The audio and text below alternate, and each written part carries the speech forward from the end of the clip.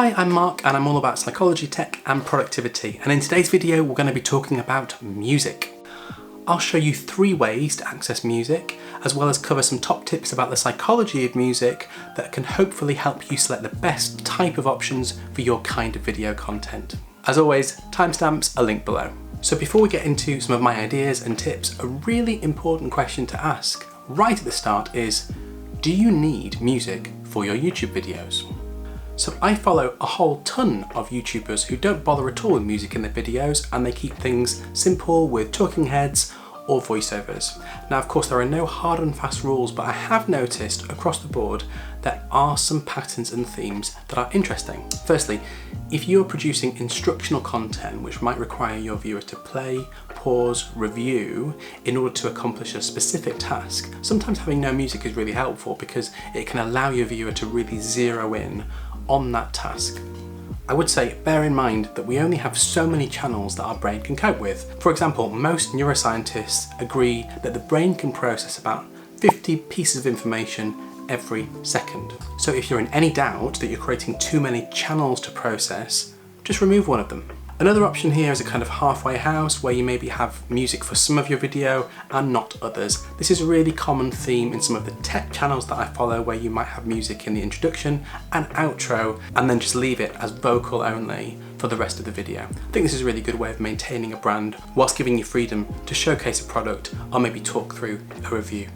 Another theme I've spotted with certain daily vlogs or travel or family vlogs is that there's often a lot of dead air where there's no one speaking. And in this case, music can be really helpful to convey a particular tone, feeling, or emotion. I'm thinking in particular of a channel like the Mishlacks, and I know the producer, Steph, spends hours researching just to find the very perfect track to convey a particular emotion, tone, for what is often very high concept content. Another theme I've spotted, particularly with new channels, is the tendency to choose very freely available stock music or royalty-free music. And I want to talk specifically about that a little bit later in the video as a viable option for YouTube creators. And another helpful question before you get started with choosing music is, what feeling do you want to invoke in your audience? Let's take a look at 3 examples using the same video footage but with different musical choices, and I'm going to be shooting this little fidget cube. I'd love it if you popped a comment below with what you thought of each of these different 3 options. So here's the first one.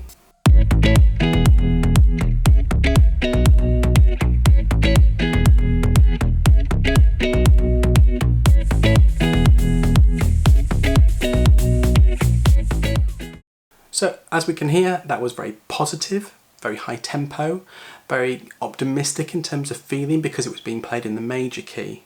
Let's take a look at another option. Close all the curtains, stay on the phone.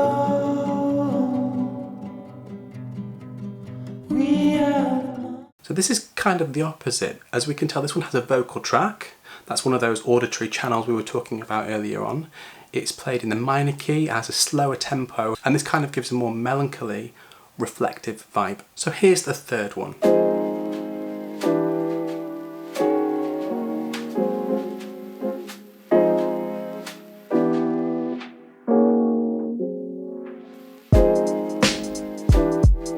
So that's kind of chilled, laid back, quite contemporary, and I think that's a really nice match for the product that was on display there, and so that you are keeping some alignment between the visuals and the audio. So things like the musical key, volume, genre, and beats per minute are all contributing factors that will help you select the best track for your video. Fun fact, if you're using your channel to promote a product, there is evidence to suggest that what you're actually presenting to them as music can make them more or less likely to be influenced to purchase whatever you're promoting. For example, there was a study conducted in supermarkets in which shoppers were played traditional accordion French style music, and what they found is that shoppers went on to buy significantly more French wine compared to shoppers who were not played that style of music. So hopefully that's a useful starting point. Let's move on to take a look at 3 options for accessing music for your YouTube content. So not many people know this, but in a past life I used to be a professional musician, and I'd get involved in performing live gigs, composing music and also doing studio work. Now this does mean that I have the skills and equipment that would allow me to compose and record my own music if I wanted to. So on the plus side, aside from my time, this is free and the content is likely to be completely unique for my channel. And on the flip side, there is a cost, which is my time, and that's something I don't have an awful lot of at the moment, and that would have to be an additional element to factor in to my workflow when I'm thinking about producing a video. So what else is there? And there are a number of free options that can particularly be helpful for new channels who don't want lots of extra expenses whilst they're getting off the ground. A popular example is a website like Bensound, which features a whole range of genres and options for MP3 files that can be downloaded and used for certain projects. So it's important to note here that there are various things that you cannot use Bensound music files for, such as audiobooks or podcasts, on-hold music for telephone systems, or background music in hotels or restaurants. And to do some of these, you'll need to pay them a fee on a per track basis. And even then, there are some forms of media that you are not permitted to use their music for.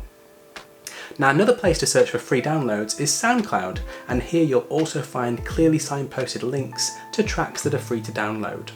Regardless of where you search, generally what you're looking for if you're exploring this option is music that is included with a Creative Commons license. And this essentially means that the content is free to use as long as it is clearly attributed and credited.